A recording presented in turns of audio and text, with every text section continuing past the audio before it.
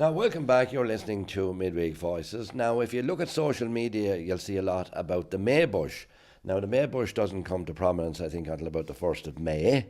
But at the moment, people are gone Maybush mad all throughout the county. And it's all because of Michael Fortune. He's a folklorist and an artist, and he's supplying the whole country with Maybushes. And you can collect your Maybush and bring it home and put it in the ground. But I'm joined by Michael Fortune now, as we've met several times before, and we're here in your study, and I hope your cockerel isn't here today, is he? He was here on the way in. It's too wet and he's locked in. Good. Now, the Maybush. We'll talk about the Maybush and the significance of the Maybush a little bit later on. On social media at the moment, everybody is collecting a Maybush. Well, I'll even start. You're dead right. There's a great saying, Dan. I said, when's the best time to plant a tree? And the answer is 20 years ago. And that's the kind of thinking we've behind. We could wait till May and cut down Maybush and stick them up, but now's the time of year to get your bare root trees in. So we had a bit of a brainwave there a couple of weeks ago. I said, wouldn't it be lovely, because so many of us in Wexford grew up with the Maybush tradition, wouldn't it be lovely if we all planted a Maybush? We've got young children here, and there's something special about planting Maybushes all around the county and getting people to plant them. And so I contacted Cleena Connolly in the Environment Department in Wexford County Council, and Liz Burns in the Arts Department. And sure, I said, can I have 100 Maybushes, young white thorns? And she gave them away to me, running young saplings. And the uptake was incredible. We got another 100 more then.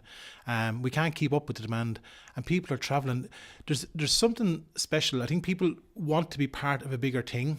What we're doing is people from all over the county. It's a county-wide, and that's what the tradition was. It was all over the county.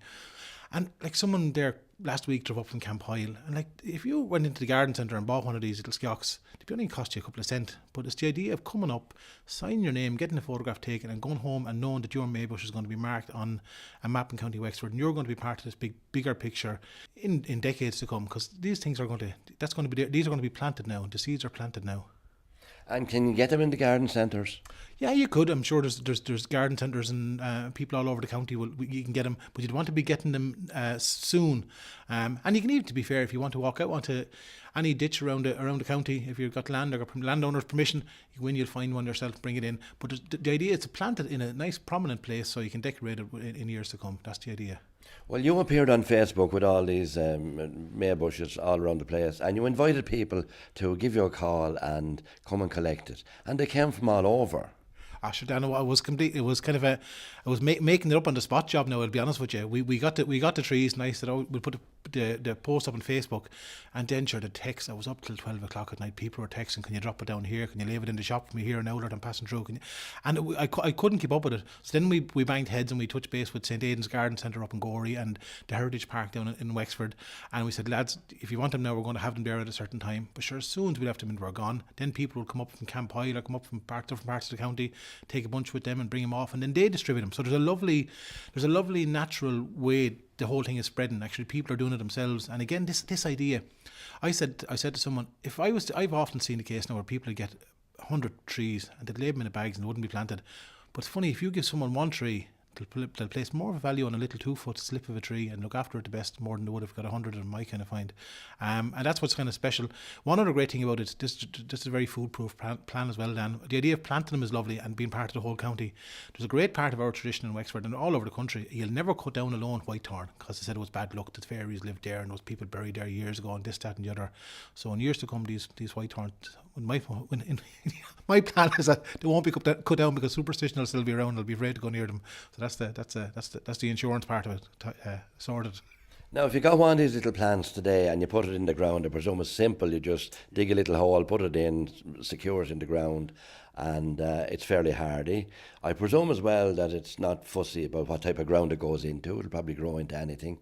But if you did that now today, where would you be on the 1st of May? Would it have made progress, or would you be talking about next year or the year after before you'd start dressing it up and adoring it and bowing while you pass it and all that sort of thing?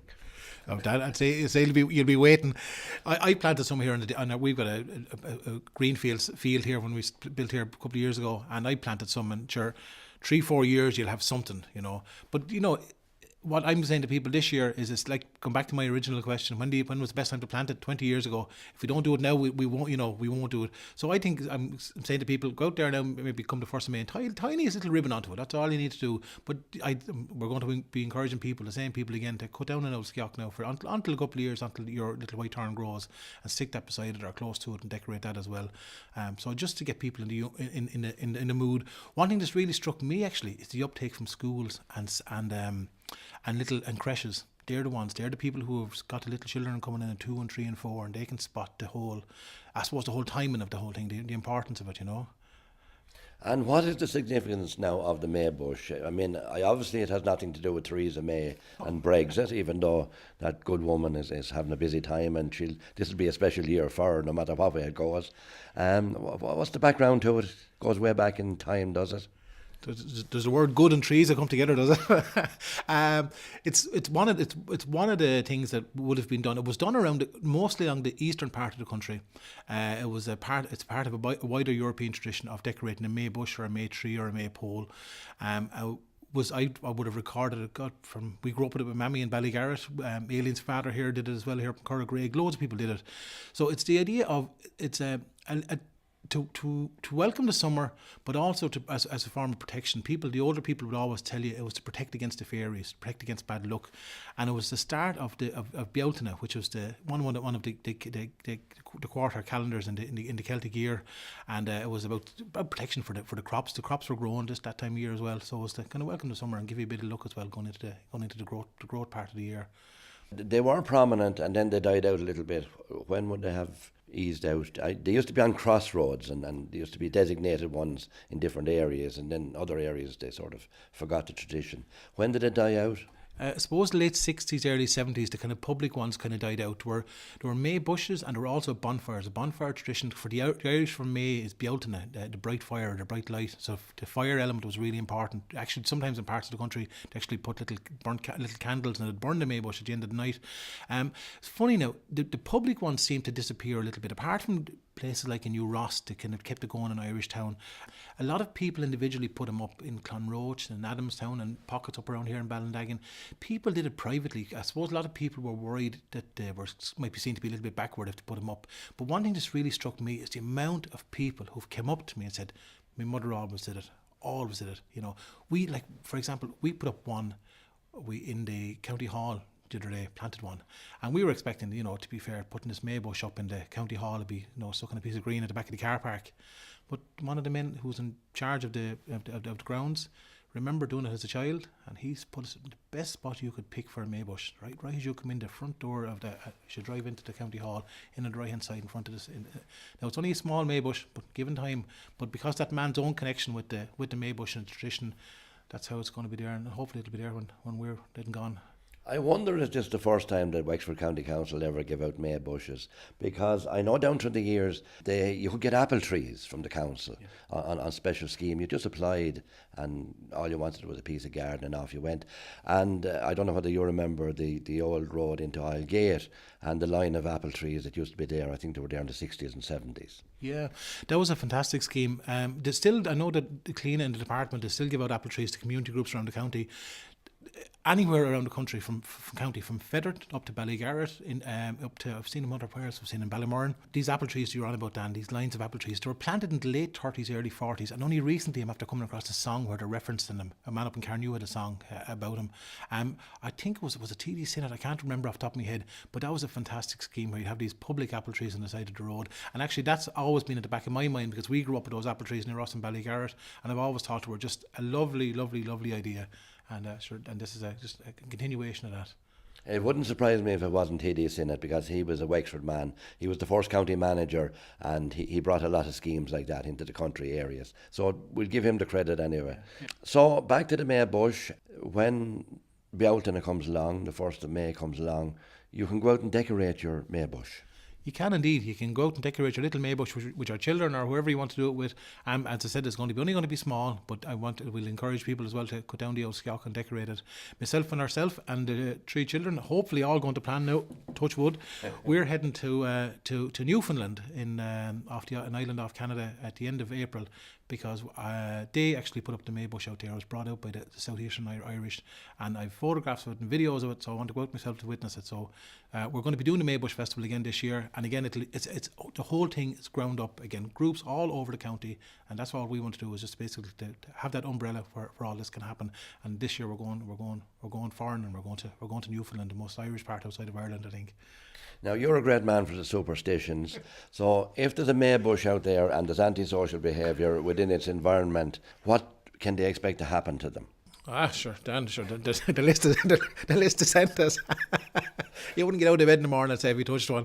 But sure, isn't it funny? Isn't it that belief people have? We were up I was working as I'm county hopping now. I was up in Carlow last Saturday working on a project where we're cleaning off a ferry ram. And before we went in, whatever, we kind of said, listen, we're going to this ferry ram now because there was lads dumping rubbish in it. And we said we wanted to stop them young lads, people dumping rubbish into it.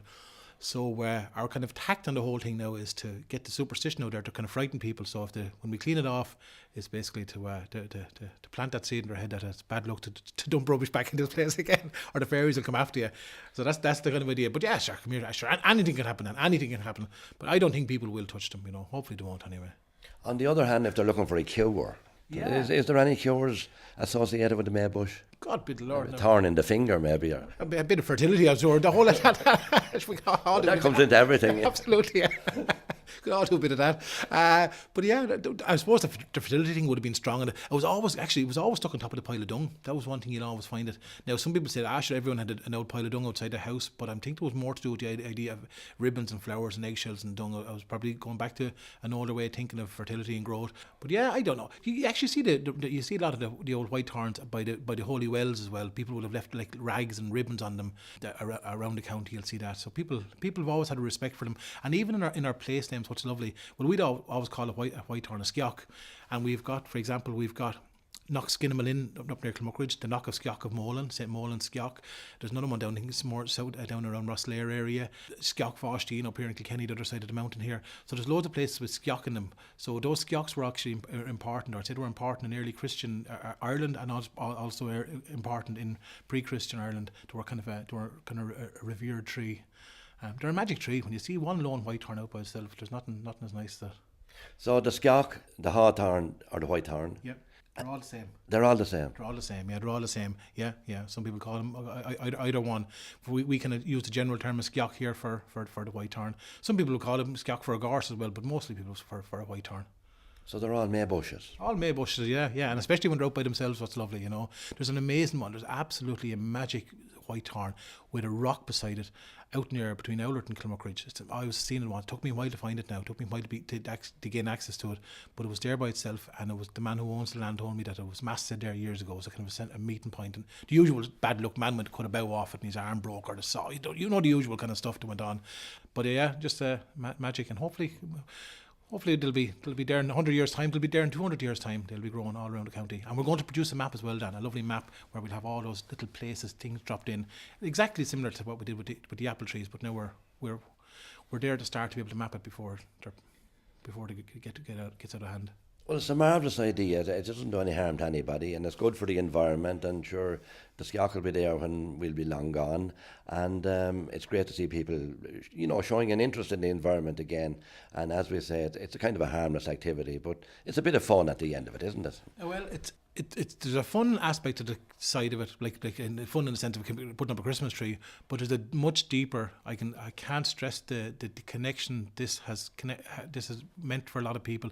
We've had people call up to us who have lost loved ones, and they're planting these trees where the person may have been born or where the person lived, or they're also, a lot of people are planting them because they're planting them in memory of their own mothers and fathers that passed away, and they're passing on that same memory to their children. So there's something much deeper going on here than, it'll be just a bit of fun to decorate it on the 1st of May, but there's something much deeper going on here, and that's what's special for us. That's what connects us to it as well.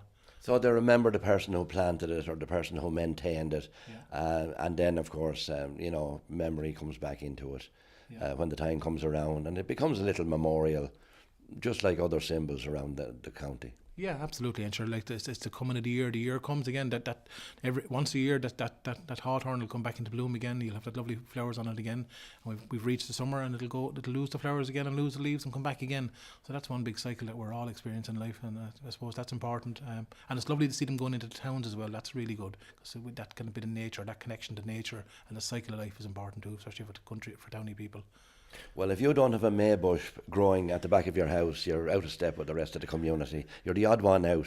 Michael Fortune, it's always great to talk to you, and we might talk to you again when it comes closer to Bealtaine.